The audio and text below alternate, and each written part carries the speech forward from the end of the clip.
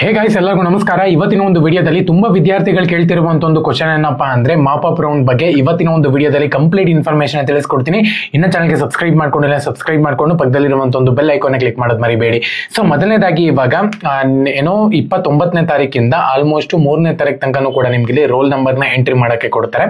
ಇವಾಗ ಯಾರೆಲ್ಲ ರಿಜಿಸ್ಟ್ರೇಷನ್ ಮಾಡಿಸ್ಕೊಂಡಿದ್ರು ತಲೆ ಕೆಡ್ಸ್ಕೊಳ್ಳುವಂತ ಒಂದು ಅವಶ್ಯಕತೆ ಇಲ್ಲ. ಸೊ ಅದಾದ್ಮೇಲೆ ಸ್ಟಾರ್ಟ್ ಆಗುತ್ತೆ.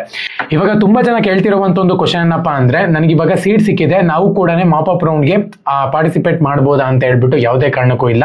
ಯಾರಿಗೆಲ್ಲ ಸೀಟ್ ಸಿಕ್ಕಿಲ್ಲ ನೋಡಿ ಅವರು ಮಾತ್ರ ನೀವು ಇಲ್ಲಿ ರಿಜಿಸ್ಟ್ರೇಷನ್ ಮಾಡಿಸ್ಕೋಬೇಕಾಗತ್ತೆ.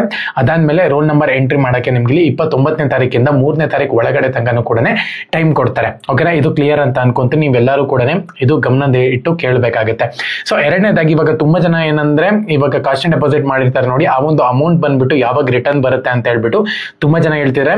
ಸೊ ಹಂಗಾಗಿ ನನ್ನ ಒಂದು ಪ್ರಕಾರ ಏನಪ್ಪಾ ಅಂದ್ರೆ ಈ ಒಂದು ಕೌನ್ಸಿಲಿಂಗ್ ಆದ್ಮೇಲೆ 28th ಆದ್ಮೇಲೆ ನಿಮ್ಗೆ ಅಮೌಂಟ್ ಸಿಗ್ಬೋದು ಅಂತ ಅನ್ಕೊಂತೀನಿ. ಇವಾಗಲೇ ತುಂಬಾ ಜನಕ್ಕೆ ಸಿಕ್ಕಿದೆ ಅಂತ ಅನ್ಕೊಂತೀನಿ. ಅಂದ್ರೆ ನೀವು ಯಾವ ಕಡೆಯಿಂದ ಚಲಾನಿಂದ ಏನು ಅಮೌಂಟ್ ಪೇ ಮಾಡಿರ್ತಾರೆ ನೋಡಿ ಆ ಒಂದು ಬ್ಯಾಂಕಿಗೆನೆ ಸೊ ರಿಟರ್ನ್ ಬಂದಿದೆ ಅಂತಾನೆ ಹೇಳ್ಬೋದು ಅಮೌಂಟ್. ಒಂದ್ ವೇಳೆ ಬಂದಿಲ್ಲ ಅಂತ ಹೇಳಿದ್ರೆ ಕೌನ್ಸಿಲಿಂಗ್ ಮುಗಿಯೋ ತನಕ ಕೂಡ ವೇಟ್ ಮಾಡಿ, ಖಂಡಿತವಾಗ್ಲೂ ಕೂಡ ನಿಮ್ಗೆ ಇಲ್ಲಿ ಏನೋ ಅಮೌಂಟ್ ಬಂದ್ಬಿಟ್ಟು ರಿಟರ್ನ್ ಹಾಕ್ತಾರೆ. ತಲೆ ಕೆಡ್ಸ್ಕೊಳ್ಳುವಂತ ಒಂದು ಅವಶ್ಯಕತೆ ಇಲ್ಲ.